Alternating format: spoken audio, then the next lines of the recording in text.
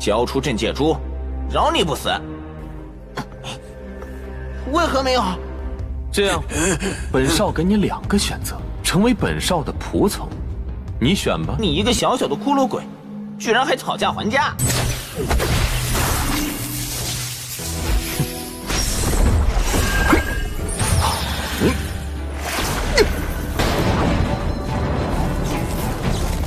陈少，快把镇界珠交出来吧！ Kembali lagi bersama Bang Jago. Seperti biasa, Mimin selalu mendoakan kalian semoga selalu dalam keadaan sehat dan dalam kondisi terbaik ya. Di video kali ini Mimin akan menceritakan Donghua series Wusen Jujai. Tak berlama-lama, langsung saja kita masuk ke isi ceritanya.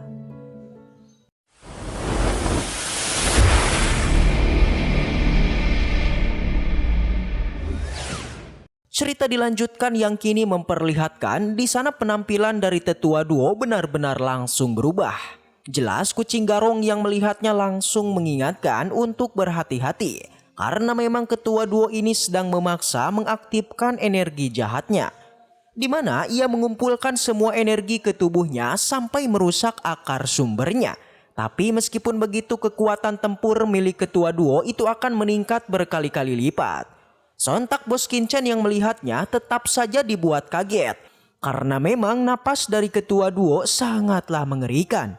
Bahkan ia beranggapan kalau kekuatannya sudah mencapai tingkat Martial Emperor. Tapi meskipun begitu, sebagai seorang raja, Bos Qinchan tak gentar sama sekali dan mencoba memberikan serangannya.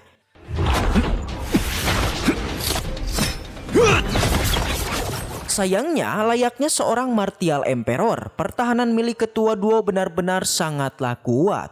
Bahkan Bos Qinchan harus terkena serangan balik yang sangat telak. Namun tanpa diduga setelah menerima serangan itu, Bos Qinchan masih baik-baik saja, yang ternyata Bos Qinchan juga memiliki pertahanan yang tak kalah kuat, yaitu tubuh suci abadi tingkat 6-nya. Yang pada akhirnya ia pun mulai tarung serius dengan mengeluarkan rune miliknya. Alhasil untuk yang kali ini ketua duo benar-benar tersudut dan harus terkena serangan yang terus-menerus. Sontak kucing hitam yang melihatnya, ia pun hanya tersenyum tipis karena memang ketua duo yang memaksa ke mode hantu itu akan memakan sumbernya sendiri.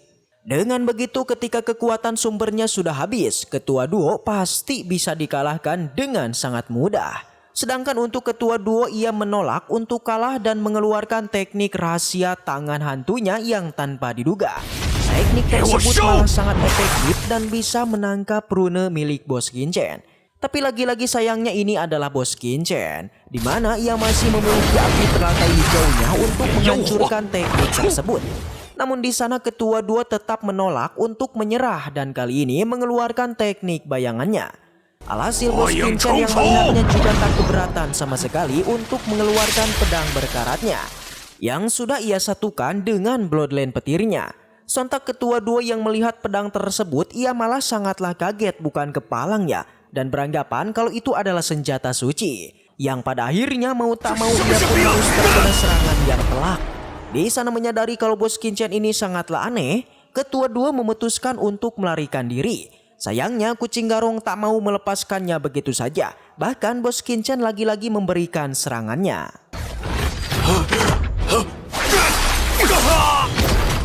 Jelas ketua duo yang melihatnya, ia benar-benar tak menyangka kalau ia dikalahkan oleh manusia rendahan.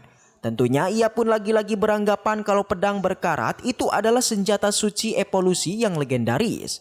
Tapi di sana Bos Qinchan sudah tak mau mengobrol dengannya dan langsung menangkapnya. Sontak ketua duo yang melihatnya benar-benar sangatlah kesal dan menyuruh bos kita untuk segera membunuhnya saja. Namun kucing garong tetap meminta mutiara penekan alamnya. Dengan begitu ketua duo pasti akan mereka ampuni. Tapi dengan tawa tipisnya guys, ketua duo tetap menolak memberikannya. Alhasil kucing garong juga tak mau basa-basi lagi dan bergegas memeriksanya sendiri. Yang tanpa diduga ketua duo beneran tak memiliki mutiara penekan alam. Sontak kucing garong lagi-lagi dibuat kaget karena memang ketua duo adalah orang pertama yang memasuki altarnya. Tapi di sana ketua duo hanya bilang kalau ia memang tak memiliki mutiara tersebut. Hanya saja mereka malah tak percaya kepadanya. Tentunya ia pun hanya bilang meskipun mereka berdua membunuhnya, mereka tetap tak akan mendapatkan mutiaranya. Namun tanpa diduga Bos Qianchen malah tak mau membunuh ketua duo. Itu karena katanya ia selalu berbaik hati walaupun dengan ras asing. Alhasil ia pun malah memberikannya dua pilihan.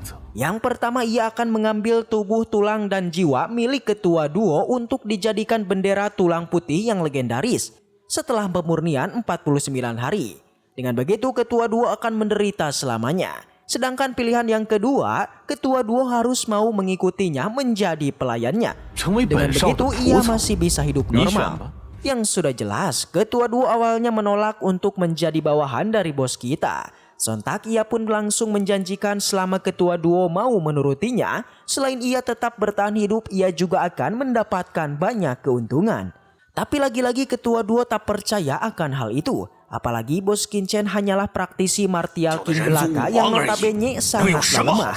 Bahkan di zaman kuno ia sudah membunuh banyak praktisi martial king. Jelas kucing hitam yang mendengarnya hanya mengatakan kalau wawasan dari ketua duo sangatlah sempit. Tentunya ia pun menjelaskan meskipun di ranah martial king, tapi Bos Qianchen sudah bisa memurnikan piringan giok, semesta, dan tungku penekan hantu. Jelas jika mereka tak ada niat yang baik, mereka bisa saja membunuh ketua duo hanya dengan satu gerakan saja. Sontak ketua duo yang mendengar kalau Bos Qianchen bisa memurnikan tungku tersebut, ia pun benar-benar sangatlah kaget. Bos Qianchen kemudian memperlihatkan tungku tersebut kepada tetua duo. Dan benar saja tungku yang dimaksud tetua duo ternyata tungku yang ini. Terbukti dia langsung terbangun dan merasa tak percaya bahwa tungku yang dicari sebenarnya ada kepada Bos Qianchen. Setelah memperlihatkannya, Bos Qianchen pun bilang kalau kesabarannya sudah hampir habis, jadinya ia segera menyuruh tetua duo untuk memutuskan pilihannya. Tentu tetua duo pun berpikir keras, karena keputusan ini jelas saja akan mempengaruhi kepada kehidupan selanjutnya tetua duo. Yakni jika dia tidak setuju, maka dirinya bakal auto tewas. Namun jika dirinya menjadi pelayan Bos Qianchen, maka selain kehidupannya aman, dia juga nantinya bisa untuk mendapatkan tungku tersebut. Yang dimana dengan tungku ini maka kekuatannya akan kembali pulih dengan waktu beberapa bulan saja. Tepatnya dengan waktu 10 tahun kekuatannya bakalan kembali hingga ke puncaknya. Dan di saat itulah barulah ia berniat untuk melenyapkan Bos Qianchen. Alhasil setelah berpikir keras tetua duo memutuskan untuk siap menjadi pelayan dari Bos Qianchen. Tapi ia memiliki sebuah syarat. Dia ingin terlebih dulu menyimpan kecerdasan spiritualnya dan tak ingin diperlihatkan kepada siapapun. Jika Bos Qianchen tidak setuju, maka dirinya lebih memilih mati. Oke, karena begitu Bos Qianchen pun menyetujuinya dan langsung saja ia pun merapalkan sebuah segel yang adalah segel pemusnah. Jadinya Bos Qianchen juga tidak kalah pintar guys. Si tetua duo tak ingin kecerdasannya diketahui Bos Qianchen, sementara Bos Qianchen akan menanamkan sebuah segel kepada tubuhnya supaya dia tidak berkhianat. Seketika Bos Qianchen pun dibawa pada lautan jiwa tetua duo. Jelas saja di sana Bos Qianchen begitu sangat terkejut. Ternyata sumber jiwa tetua duo sebenarnya sangatlah luas. Yang mungkin ia melihat tempat ini seakan tidak ada batasannya. Yang dalam hal ini Bos Qianchen langsung menyimpulkan mengenai kekuatan tetua duo ini pastinya kuat. Di mana ia mengira kekuatan tetua duo dulunya pasti lebih tinggi dari ranah martial Kaisar Langit. Meski begitu ini adalah Bos Qianchen, tetap saja ia tidaklah takut dan langsung menanamkan segelnya ini kepada lautan jiwa tetua duo. Terlihat Bos Qianchen sedikit agak kewalahan nih, hal itu dikarenakan luasnya lautan jiwa milik tetua duo. Namun pada akhirnya Bos Qianchen pun sukses untuk menanamkan segel tersebut.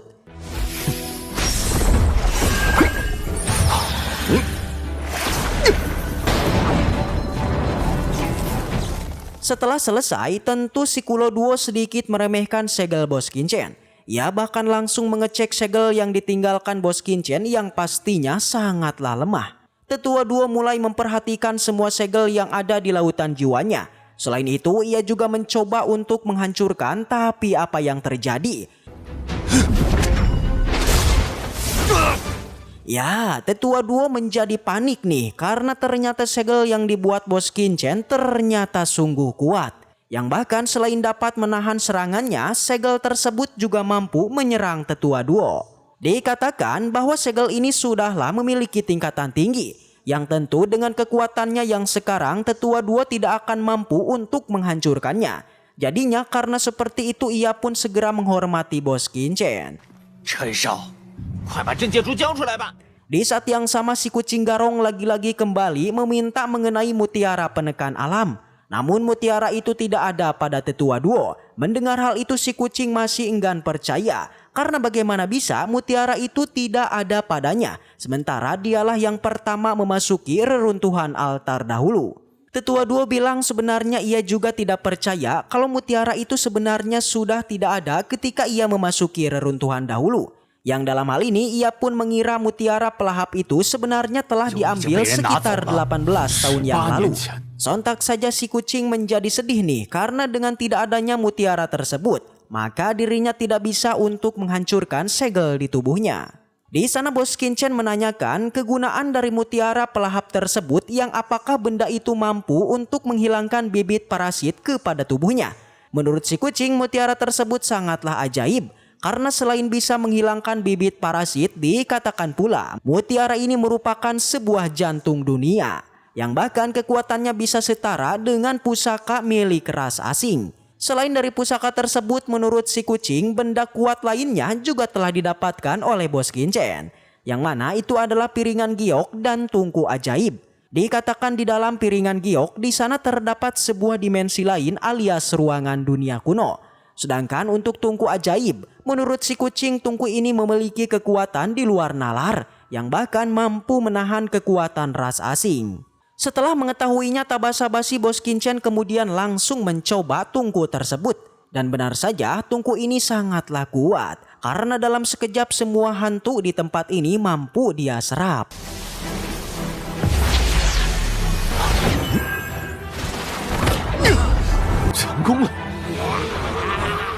Di saat yang sama, Bos Qianchen dan yang lainnya lantas merasakan adanya praktisi yang memiliki napas yang kuat. Mereka kemudian menghampirinya, yang ternyata dia adalah seorang praktisi kuat yang sudah terjatuh di zaman kuno.